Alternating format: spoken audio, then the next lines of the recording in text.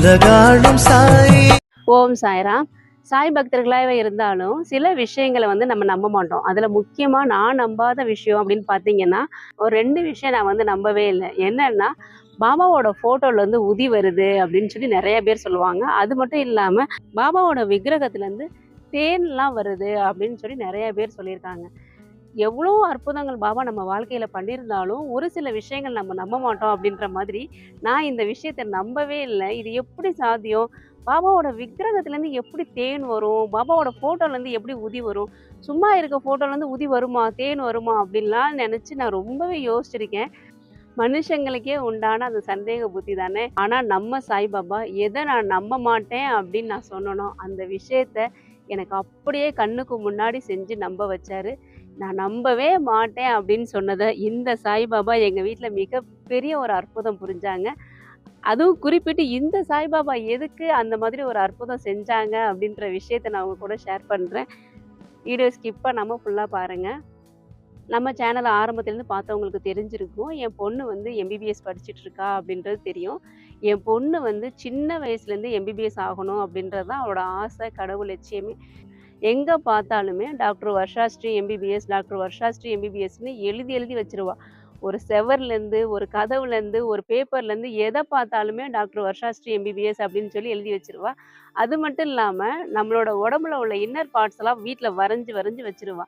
வரைஞ்சு வச்சு இது இந்த பார்ட்ஸ், இந்த பார்ட்ஸ் அப்படின்னு சொல்லி எழுதி வச்சுருவா. முழுக்க முழுக்க அப்படிதான் இருப்பா. இப்ப இந்த ஃபோட்டோல பார்த்தீங்கன்னா உங்களுக்கு தெரியும். இது அவ கிரியேட் பண்ணது தான். க்ளே யூஸ் பண்ணி ஸ்டெதஸ்கோப்பு, டேப்லெட்டு எல்லாத்தையுமே அவ கிரியேட் பண்ணி வச்சிருக்கா. இந்த மாதிரி தான் சின்ன வயசுலேருந்து அவ பயங்கரமா ஆசைப்பட்டுட்டு இருந்தா, நான் டாக்டர் ஆகணும் அப்படின்னு சொல்லி. யாரு கேட்டாலுமே நான் டாக்டர் ஆக போறேன், டாக்டர் ஆக போறேன் அப்படின்னு தான் அவ சொல்லுவா. அவளோட ஆசை கனவ தான் பாபா அவ்வளோ அற்புதமா நிறைவேத்தி குடுத்தாங்க. என் பொண்ணு 10th முடிச்ச உடனே 11th ஜாயின் பண்ணும்போது 11th அப்ப தான் தமிழ்நாட்டுல பப்ளிக் எக்ஸாம் அனௌன்ஸ் பண்றாங்க. 11த்தும் பப்ளிக்கு, 12th பப்ளிக்கு அப்படின்னு சொல்லி அப்ப தான் அனௌன்ஸ் பண்ணாங்க. 11th பார்த்தீங்கன்னா, யாருமே இவங்க ஸ்கூல்ல ஃபர்ஸ்ட் குரூப் ஜாயின் பண்ணவே இல்ல. எல்லாருமே செகண்ட் குரூப், தேர்ட் குரூப்னு போயிட்டாங்க. ஃபர்ஸ்ட் குரூப் யாருமே எடுக்கல. அப்ப இவங்க ஸ்கூல்ல கூப்பிட்டு சொன்னாங்க, "இவ ஒரு ஆள் மட்டும் தான் ஃபர்ஸ்ட் குரூப் எடுக்கிறா. வேணா அடுத்தடுத்த குரூப் எடுத்து சொல்லுங்க. இவ ஒரு ஆளுக்காண்டி நாங்க நடத்தணும்." அப்படின்னு சொல்லி சொன்னாங்க. நாங்களுமே என் பொண்ணுட்ட சொன்னோம், "சரி வேணா நீ அடுத்த குரூப் எடுத்துக்கிறியா?" அப்படின்னு சொன்னா, அவ பிடிவாதமா, "இல்ல நான் ஃபர்ஸ்ட் குரூப் தான் எடுப்பேன். நான் எம்பிபிஎஸ் டாக்டர் ஆகணும்னா நான் ஃபர்ஸ்ட் குரூப் தான் எடுக்கணும். நான் தனியாவே நான் படிச்சுக்கிறேன்." அப்படின்னு சொல்லி தனியா ஒரு பொண்ணா அவ ஒரு ஆளுக்கு மட்டும் அவங்க ஸ்கூல்ல டீச் பண்ணாங்க. அவ ஒரு பொண்ணா biology 11th, 12th public exam attend பண்ணா. 2லயுமே ரொம்ப ரொம்ப நல்ல மார்க் வாங்குனா. அவ 12th எக்ஸாம் முடிச்ச உடனே பார்த்தீங்கன்னா, கரெக்ட்டா அன்னைக்கு லாக்டவுன் அனௌன்ஸ் பண்றாங்க. லாக்டவுன் அனௌன்ஸ் பண்ணதுனால எங்களுக்கு நீட்ட பத்தி சுத்தமா எந்த ஐடியாவுமே இல்ல. எங்களுக்கு யாருக்கிட்டயுமே எங்களுக்கு கேட்கணும்னு தெரியல. லாக்டவுன் அனௌன்ஸ் பண்ணிட்டாங்க. எதுவுமே தெரியல அப்படிங்கும்போது, வீட்ல ரொம்ப கேஷுவலா இருந்துட்டோம். வீட்ல இருந்த புக்க வச்சு அவ ஏதேதோ ப்ரிப்பேர் பண்ணி நீட் எக்ஸாம் அட்டெண்ட் பண்ணா. அந்த வருஷம் நீட் எக்ஸாம் பார்த்தீங்கன்னா, செப்டம்பர் மாசம் தான் வச்சாங்க. ஃபர்ஸ்ட் அட்டெம்ப்ட்லயே ரொம்ப நல்ல மார்க்கு. ஆனா பார்த்தீங்கன்னா, கட் ஆஃப் கொஞ்சம் கம்மியா இருந்ததுனால எங்களுக்கு சீட்டு கிடைக்கல. ரிசல்ட் வந்தது பார்த்தீங்கன்னா, ஜனவரி மாசம் தான் நமக்கு ரிசல்ட் வருது. அப்ப பார்த்தீங்கன்னா, எல்லாருமே காலேஜ் ஜாயின் பண்ணிட்டாங்க. சரி இனிமே எப்படி ஜாயின் பண்றது அப்படின்னு சொல்லிட்டு, நாங்க அந்த வருஷமே நீ நீட் எழுது அப்படின்னு சொல்லி நாங்க விட்டுட்டோம். அவ வீட்ல இருந்தே நான் ப்ரிப்பேர் பண்ணிக்கிறேன் அப்படின்னு சொல்லி, வீட்ல இருந்தே அவளாவே ப்ரிப்பேர் பண்ணி அந்த வருஷம் நீட் எழுதுனா. அந்த வருஷம் பார்த்தீங்கன்னா, எங்க வீட்ல என் ஹஸ்பண்டுக்கு ரொம்ப உடம்பு சரியில்லாம இருந்தாங்க. அவங்கள ஹாஸ்பிட்டல்ல அட்மிட் பண்ணி அவங்கள மீட்டு கொண்டு வந்ததே நம்ம சாய்பாபாவோட அற்புதம் தான். அவ்ளோ தூரம் அவங்க ரொம்ப கஷ்டப்பட்டு தான் ரெக்கவர் ஆயி வெளில வந்தாங்க. அதனால எங்களால இவளுக்கு வேற காலேஜ்ல போய் அப்ளிகேஷன் போடுறதுக்கோ, வேற எதுக்குமே நாங்க யோசிக்கவே இல்ல. சுத்தமாவே நாங்க எதுவுமே யோசிக்கவே இல்ல. அந்த வருஷமே இவ நீட் எக்ஸாம் எழுதுனா. கொஞ்சம் அதுலயும் கட் ஆஃப் கம்மியானதுனால எங்களுக்கு அதுலயும் சீட்டு கிடைக்காம போயிடுச்சு. ரொம்ப, ரொம்ப, ரொம்ப மனசு கஷ்டப்பட்டோம். என்னடா இது இவளோட படிச்சவங்கலாம் செகண்ட் இயரே முடிக்க போறாங்க. நம்ம பொண்ணு இன்னும் காலேஜ்லயே சேராம நம்ம சூழ்நிலை இப்படி ஆயிடுச்சே அப்படின்னு சொல்லி நாங்க ரொம்ப வருத்தப்பட்டோம். ஆனாலும் பார்த்தீங்கன்னா, அந்த 2 வருஷமே இந்த லாக்டவுன்ல இந்த நீட் எக்ஸாம் செப்டம்பர்ல தான் நமக்கு வச்சாங்க. அப்ப நமக்கு ரிசல்ட்டு, கவுன்சிலிங்லாம் வர்றப்ப பார்த்தீங்கன்னா, ஜனவரி, பிப்ரவரி ஆயிருது. நம்மளால அதுக்கப்புறம் நம்ம எந்த காலேஜ்லயும் போய் நம்மளால சேர முடியாது. அப்படிங்கும்போது 2 வருஷமே நமக்கு வேஸ்ட் ஆயிடுச்சு. 2 வருஷமே நம்ம ரொம்பவே மனசளவுல கஷ்டப்பட்டோம். சரின்னு சொல்லி அடுத்த அகாடமிக் இயர் 2022ல நாங்க பேராமெடிக்கல் கோர்ஸ்க்கு எல்லாமே நாங்க அப்ளை பண்ணிட்டோம்.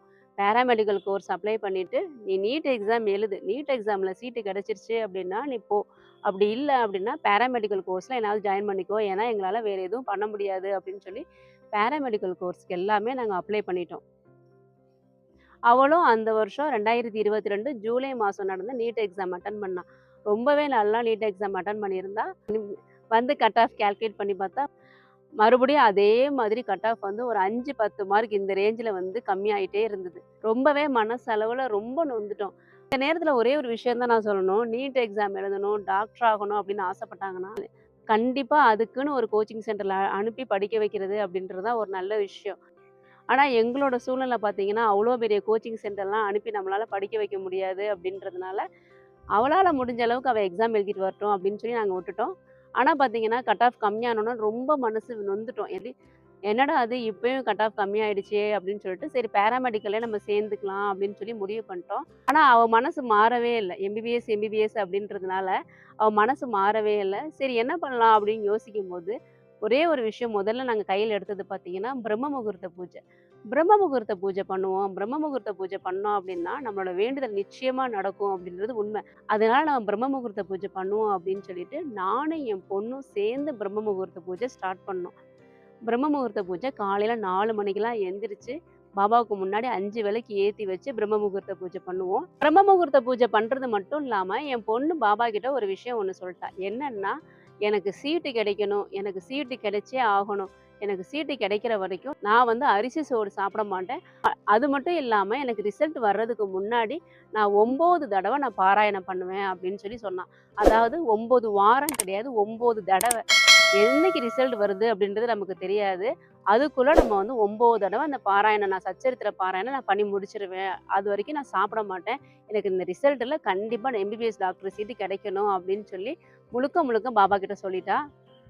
காலையில பிரம்ம முகூர்த்த பூஜை முடிச்ச உடனே மத்தியானம் பார்த்தீங்கன்னா, சாய் சச்சரித்திரம் ஆரம்பிச்சுருவா. பாராயணம் ஆரம்பிச்சா அப்படின்னா, நைட்டு வரைக்கும் பாபாவோட பாராயணம் பண்ணி முடிச்சுட்டு, சவண மஞ்சரி படிச்சு முடிச்சுருவா.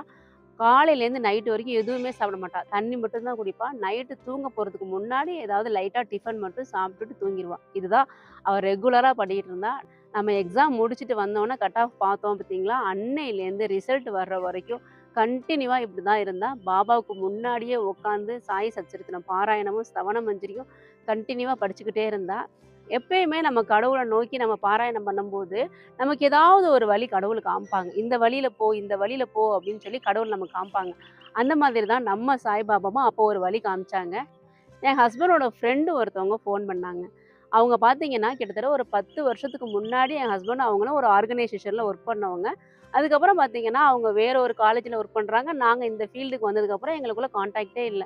ஆனா 10 வருஷத்துக்கு அப்புறம் அவர் திடீர்னு கால் பண்றாரு. திடீர்னு கால் பண்ணி, இந்த மாதிரி கோயம்புத்தூர்ல உள்ள பிரைவேட் காலேஜ்ல போய் விசாரிச்சு பாரு.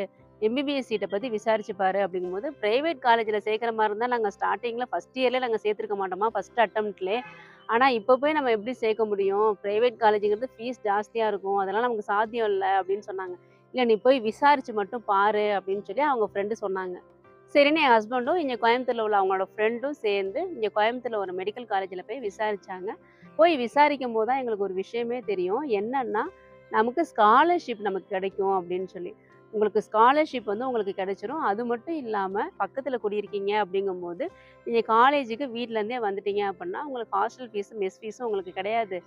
உங்களுக்கு வந்து மிஞ்சி மிஞ்சி போனா ஒரு 1,00,000க்குள்ள தான் உங்களுக்கு ஆகும். அதுக்குள்ள தான் உங்களுக்கு வரும். இது வந்து கவர்மெண்ட் கோட்டாவுக்கு பிரைவேட் காலேஜ்ல உள்ள ஃபீஸு. நீங்க அத மட்டும் கொஞ்சம் கஷ்டப்பட்டு கட்டிட்டீங்க அப்புட்ன்னா, உங்க பொண்ண நீங்க படிக்க வச்சிரலாம் அப்படின்னு சொல்லி, ரொம்ப தெளிவா அவங்க எக்ஸ்பிளைன் பண்ணாங்க. அப்பதான் எங்களுக்கு இந்த விஷயமே எங்களுக்கு தெரியும். இந்த மாதிரி காலேஜ்ல சொன்ன உடனே ஒரு சந்தோஷம். சரி பரவால்ல, பாபா வந்து ஒரு வழி காமிச்சிருக்காரு. இந்த மாதிரி ஒரு வழியில நம்ம பண்ணலாம் அப்படின்னு சொல்லி, நம்மளும் கவுன்சிலிங் அட்டெண்ட் பண்ணலாம் அப்படின்னு சொல்லி முடிவு பண்ணிட்டோம். அப்பதான் எங்க வீட்ல பாபா ஒரு அற்புதம் பண்றாங்க.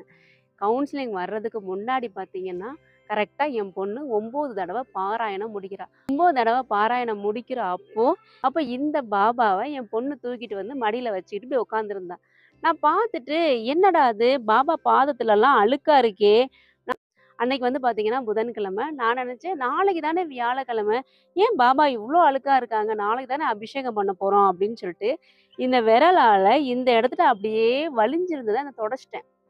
தொடச்சதுக்கு அப்புறம் தான் பார்க்குறேன், அப்படியே வலிஞ்சு வந்துகிட்டே இருந்திருக்கு. எனக்கு புரியவே இல்ல. "என்னடா வலியுது பாபா பாதத்துலருந்து?" அப்படின்னு பார்த்தா, பாபாவோட இந்த இடத்துலருந்து தேன் வழிஞ்சு வந்திருந்திருக்கு. நான் அத கவனிக்காம, "என்னடா பாபா பாதத்துல இவ்ளோ அழுக்கா இருக்கே!" அப்படின்னு சொல்லி இப்படி தொடச்சுட்டேன்.